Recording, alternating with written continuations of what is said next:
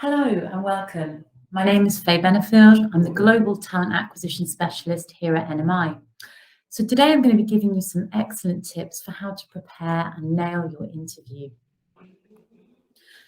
So firstly, we're going to be talking about who NMI is as a company. We're then going to take you through some top interview tips, how to prepare for your interview, first impressions count, what do you need to bring on the day, talking through your career and some example questions. So who is NMI? We are an international fintech company. You've probably used our software when ordering a burger, buying a bus ticket or shopping online. We enable payments for businesses worldwide, from the Clifton Suspension Bridge to a New York City cab. So let's dive into our top interview tips. So it's really important to prepare, okay? So you need to set aside at least 2 to 3 hours to prepare for your interview. Make thorough notes. Do your research on the company. So check the company website, any news articles, and obviously social media posts. Make sure that you're fully up to speed with the requirements. So checking the job role specification, both the job description and the person specification, if there is one, okay? It's also really important to do your research on who will be interviewing you. So checking the company website, maybe they've got a LinkedIn profile. You could have a look at what they've done in their career, so you can ask some questions about themselves, and also Google search. You can also research typical interview questions. So in this presentation, I provided some typical questions that you will probably be asked. And obviously, it's always good to practice. So that could be with a friend or a family member, just running through those questions and answers before the big day. It's always good to try and find out if the interview is going to be informal, technical, or competency-based. Nowadays, competency-based is quite the norm. And in this presentation, I provided a guide on how to prepare for a competency-based interview. And this is using the STAR technique, situation, task, action, and result. So first impressions do count. A good fact here, it's commonly held that 33% of employers will make a decision about whether or not they're going to hire you within just 90 seconds of meeting you. So this is why it's really important to make a good first impression. So ask about the expected dress code. If they don't tell you, try to work it out from the website or social media. Match their culture and the way that they are presenting themselves. Perhaps if you get it wrong on the first stage interview, make sure you come back to the second round more in line. Always err on the side of caution and go slightly more smart, even if they are casual. Make sure you do feel comfortable. So think about the temperature, weather, travel, so you really feel at ease on the day. Never go scruffy, always dress to impress. And try to avoid the ripped clothing, dirty clothes, offensive slogans, revealing clothing, etc. So what do you need to bring? Have you been asked to bring anything with you? So always check on the interview confirmation in your email, a CV, portfolio, application form, ID, proof of address. Have you been asked to prepare anything such as a presentation? If yes, have you checked what format you can show this?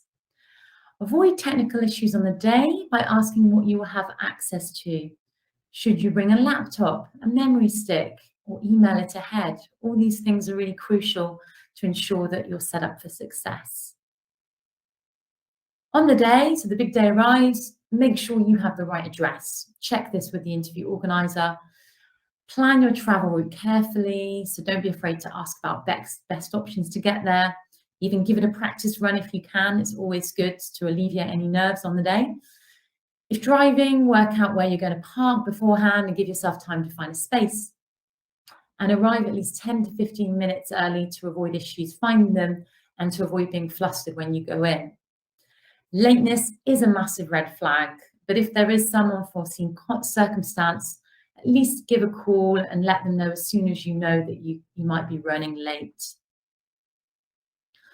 So on the day, It's always good not to arrive too early. So obviously, if you arrive too early, this could be an indicator of bad time management. Not always the case, but it could be.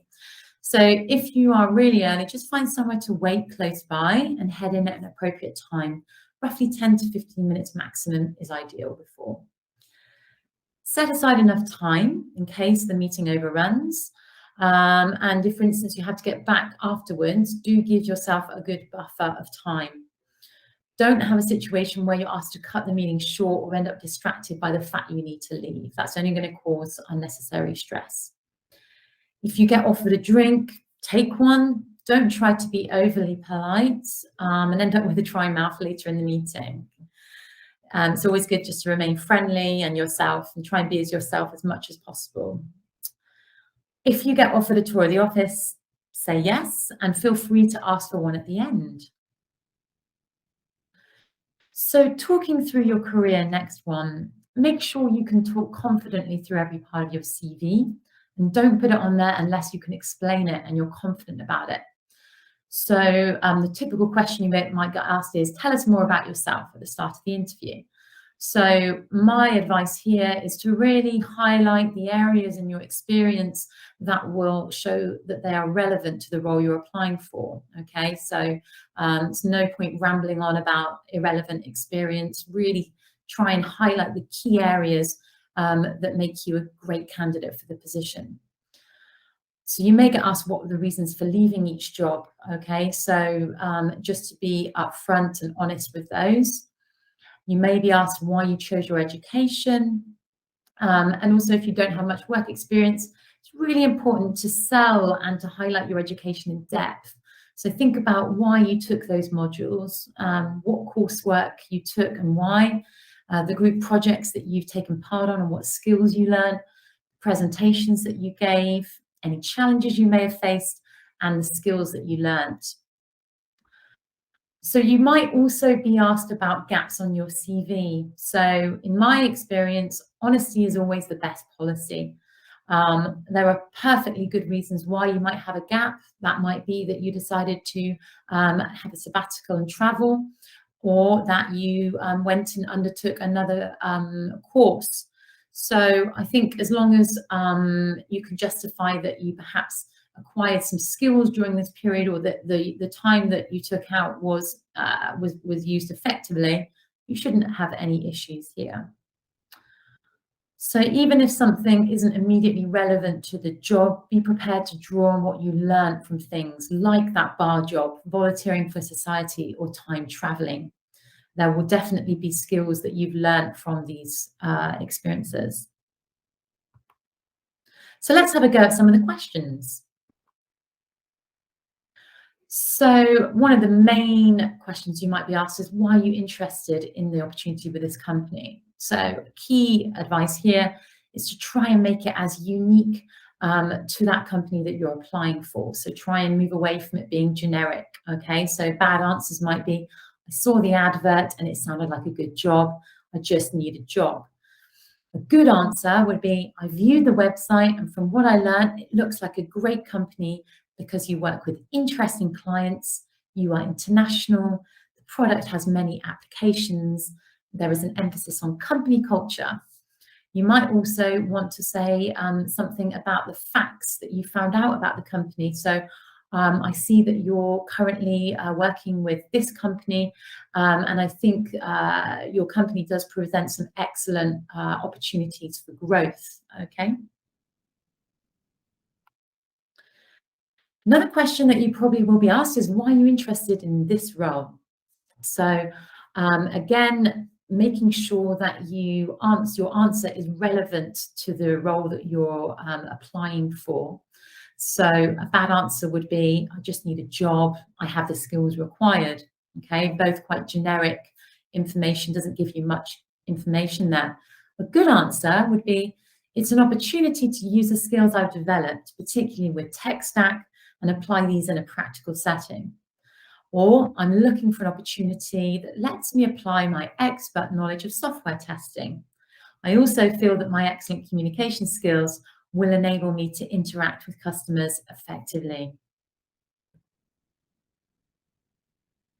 So if you get asked about your final year project, the key here again is to be as specific as possible and really highlight the areas of that project where you learn the skills applicable to the role. So bad answer would be, I wrote a calorie counting app, which obviously doesn't give any information about that. The good answer, however, would be, I wrote a calorie counting application for Android in Java. The database I used was MySQL. So the interviewer will have a good understanding of the tech that you've used and the experience that you gained from that final project. Another question that you might be asked is, why did you use X language, as in the programming language?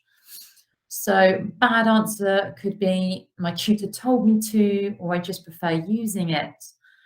A good answer would be, so I'm not sure exactly what I'd like to do in the future, but I do know that I want to work for a successful growing company and develop my skills in a number of programming languages, or work in this industry, such as the tech industry, or work somewhere I can build a career. So it's important to acknowledge that even if you aren't necessarily going to be using X language in 5 or 6 years' time, perhaps give an indication about how you might use that knowledge in a future role, or indeed what languages you want to develop in the future. This is a great question, and this is really key, I think, to succeeding in interviews. So do you have any long-term career aspirations? They want to see that you have ambition and that you know what your sort of projected career path is. Even if you're not 100% sure, it's always good to have a kind of sort of semi-conducted plan of where you want to be. So a bad answer would be, I don't know, I just want to get a job and see what I like about it, or I want to work in this industry, if that is completely different from the one you're applying for. A good answer would be, I'm not sure exactly what I'd like to do, but I do know that I'd like to pursue this, so work for a successful growing company, develop my skills in a number of programming languages, work in the software industry, or work somewhere I can build a career.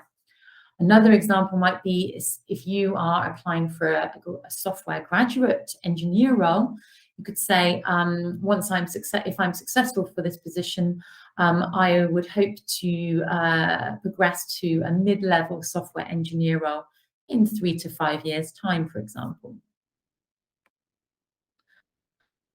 So this question normally is at the end of the interview. So the interviewers will have asked all the questions they want from you, and then they will say, do you have any questions for us? One tip is always to have a question. Don't just say, I have no questions, because this doesn't give the best impression.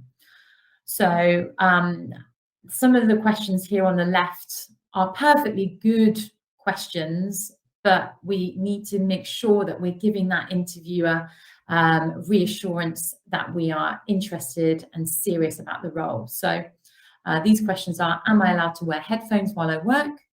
Do you have parking? How much holiday do I get? What is the salary? How quickly will I get a pay increase? It is okay to ask these things as long as they're not the only things you ask.